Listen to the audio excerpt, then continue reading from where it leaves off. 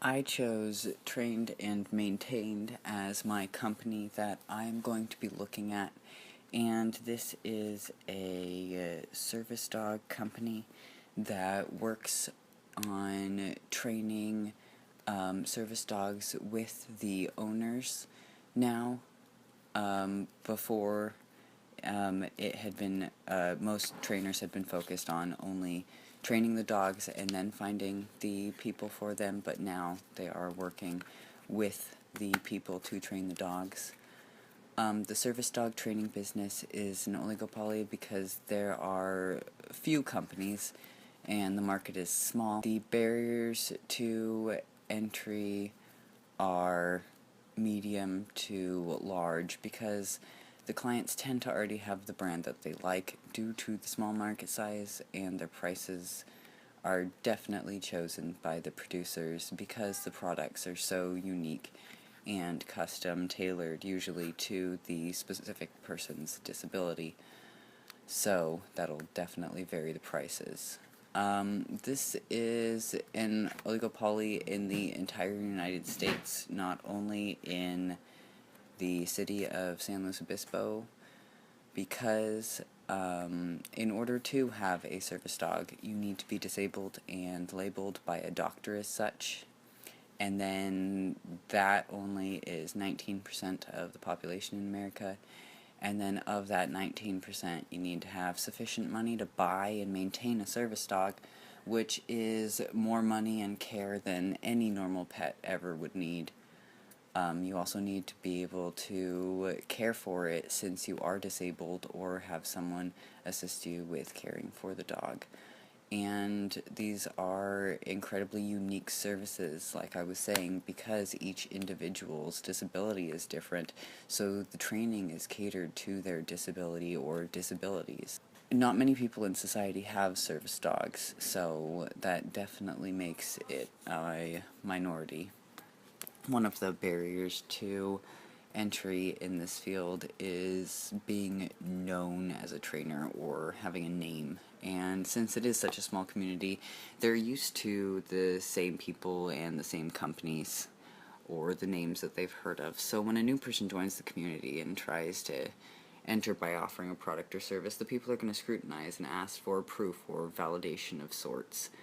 Another potential barrier of entry would be economies of scale, because you need to put money out before being able to make money. For example, getting licensed to train the dogs, taking classes so that you are certified in training the dogs. All of these things cost money, including getting gear to train the dogs. You tend to need for younger dogs training tools. Control of resources is another possible barrier to entry because, for example, Guide Dogs of America, a lot of people have heard of because they are a huge company and they take a huge proportion of the blind community. And those are very specific dogs for one specific disability, blindness.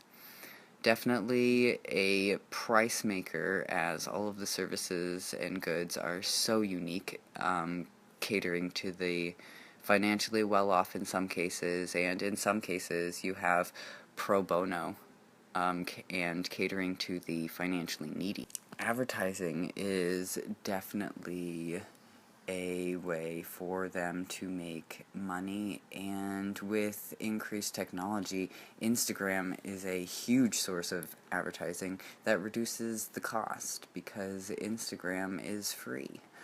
Advertising also allows the buyers to compare the goods. As I said, since all of these are custom goods, each different producer offers different types of fabric or different types of training, different types of skills that they have learned to train the dogs. And so everything is custom, and you need to be able to look around and see all of the different types of services that you can get out of trainers, and advertising enables the customer to pick what they need best. The change that is occurring is that more people are starting to owner train their dogs without trainers, and that will be changing the curve. And these trainers are noticing the decline in sales of both training packages and in sales of dogs, and they have attached side businesses of making leashes, collars, vests, or even jackets for the service dog that they train. Or they start altering their programs to do trainer-guided owner training, meaning that the trainer is helping the owner in how to train the service dog. The demand for service dogs has also increased due to the public's increased awareness of how service dogs can assist individuals with disabilities gain freedom and independence in their lives. They are able to make custom vests, and they already have the client base from training to sell those custom vests and things too. So their demand curve will shift upward and to the left from offering those custom-made vests, resulting in their profit rising. As for Trained and Maintained specifically, the money made off of the vests from Trained and Maintained is only to support the trainer being able to continue to training dogs and live, because she is giving more of a pro bono price to people that are in need. So the main revenue sources is owner training and custom service dog gear, and training is an economic loss because Trained and Maintained is giving back to the community, and the custom vests and bodysuits that she sells and makes help make up for the income that is being lost by her giving back to the community.